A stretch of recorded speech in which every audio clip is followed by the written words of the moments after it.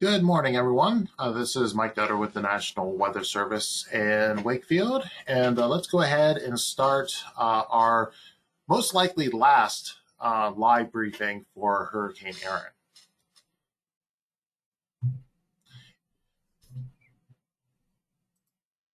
So I wanted to start out with a satellite loop of Erin here. You can see that Erin is well off the mid-Atlantic coast and south of the Canadian Maritimes.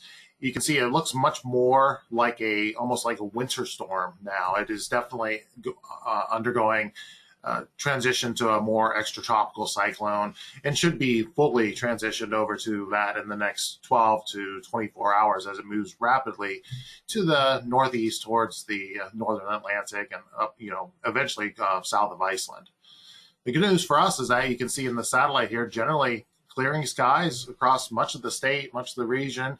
Should be a very pleasant day, at least weather-wise, as clouds clear out and very little chances of rain, at least today and tomorrow, and maybe a small chance for the weekend, but we'll get into that in a second.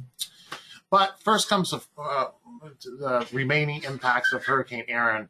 The winds and seas are diminishing today, especially the seas will slowly diminish. There is still such a large, Erin is such a large storm that the swell is still continuing, although it is coming down. And so that will continue to lead to some minor to locally moderate beach and dune erosion again today, especially at high tide.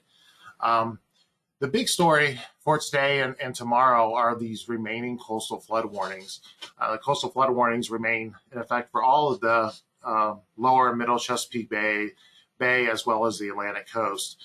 We're still seeing a lot of minor to moderate coastal flooding this morning, and that will continue, especially across the middle and upper bay into tomorrow.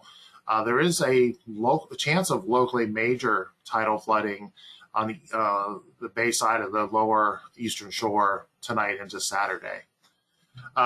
Swimming still won't be great through the weekend, so there is a high risk of rip currents through the weekend.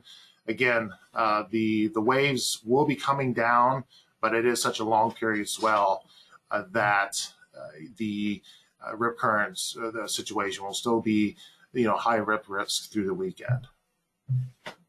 So for the weather pattern, the great news is, again, if you like sunshine, at least today and tomorrow, you should be getting it with this high pressure remaining in control. Again, the winds are going to lighten up. It's going to be very pleasant, low humidity, at least today and tomorrow.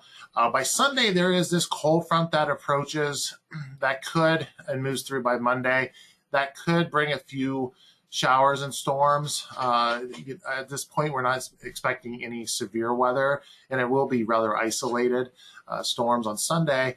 But once you get past Monday, it'll be clearing out again, less humid, drier, cooler for much of the week with this fairly strong cold front moving through for this time of the year. So first of all, let's talk about coastal flood headlines. Again, this is the main concern through tomorrow. We have coastal flood warnings across pretty much all the area from Cambridge clear down to Currituck, all the Chesapeake Bay, lower and middle Chesapeake Bay, the tidal rivers, as well as the Atlantic coast. Again, widespread minor to moderate coastal flooding is expected.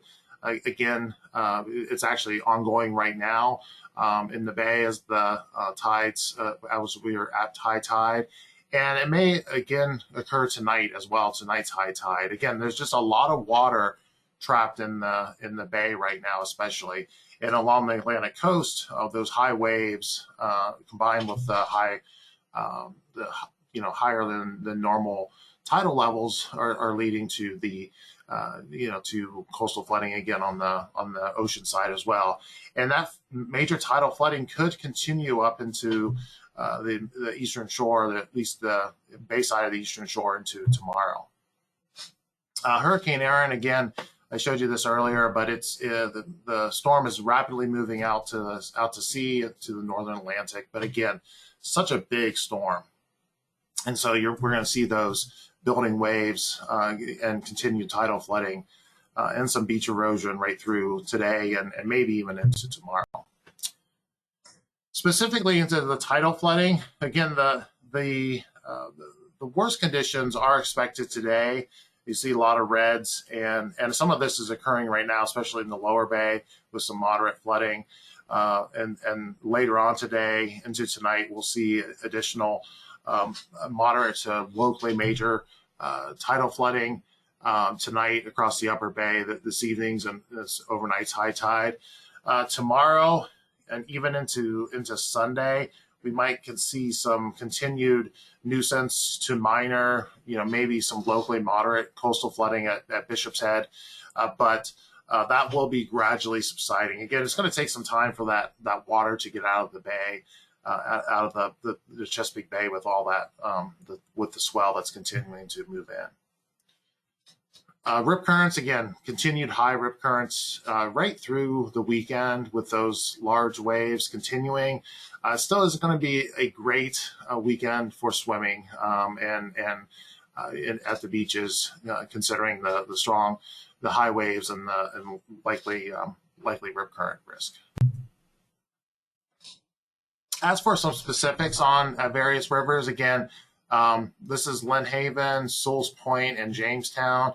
We're all Lynn Haven just came in just a little bit below moderate flooding, but again, we were hearing reports still of plenty of flooding, in the Lynn Haven area as well as East Beach of Norfolk. Souls Point is in minor flood right now. It should be going back below flood this afternoon, but then again approaching into minor flood again tonight. And we're also expecting Lynn Haven to get to moderate flooding potentially again this evening as well. Jamestown, Scotland Ferry, again, they're going to peak out maybe just below moderate flooding today, but again, be really close to moderate flooding tonight. That's why we have the coastal flood warnings continuing through this evening.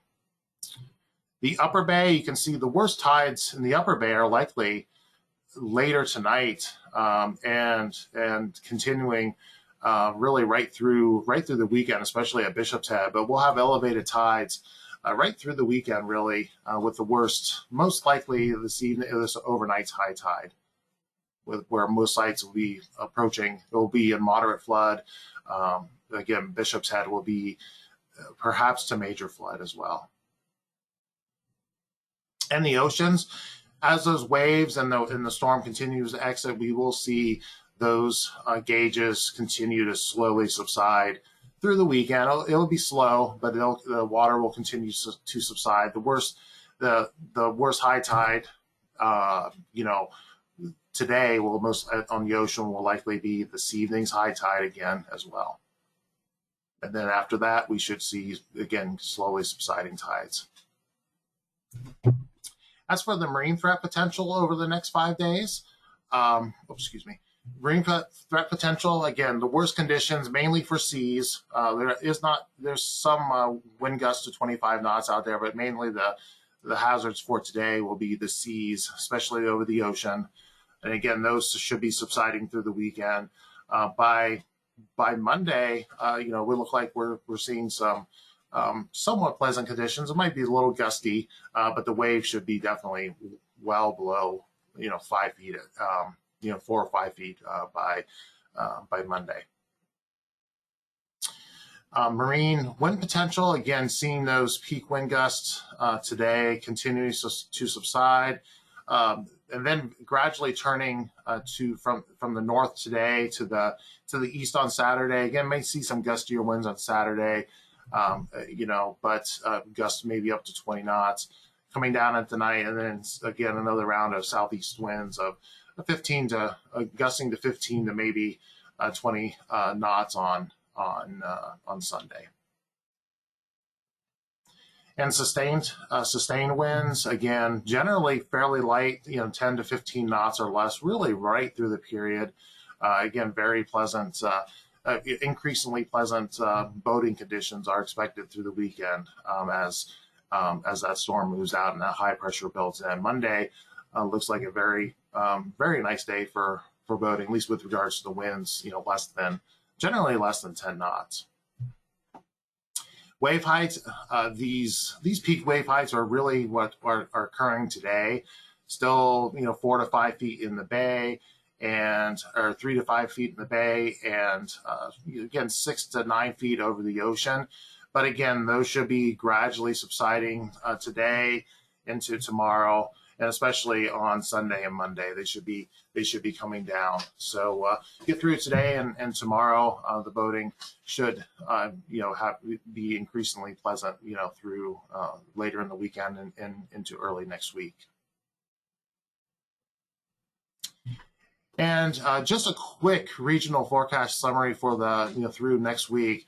Again, notice these are our peak temperatures are Sunday and Monday, but then starting Tuesday after that cold front, we see those temperatures getting back into the 70s everywhere. And again, very low humidity, very pleasant evenings, temperatures dropping back into the 60s and even into the 50s inland. Chances of rain really are best are Sunday afternoon into Sunday evening, maybe a small chance Sunday or Monday afternoon. But after that, high pressure built in, and it should stay dry through much of next week. And speaking of next week, this is later next week into next weekend and into early the following week. Again, we're going to continue to see these below normal temperatures expected really right through Labor Day weekend.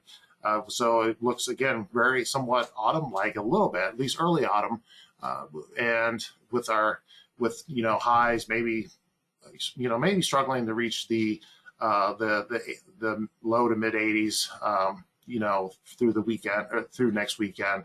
Again, it should be a very pleasant weekend. A little bit above normal precipitation, but again, that would likely just be from scattered showers.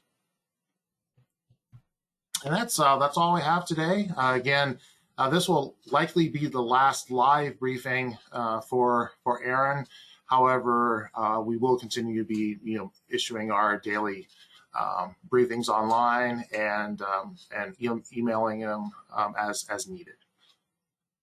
So that's all I have. I'll be happy to take any questions.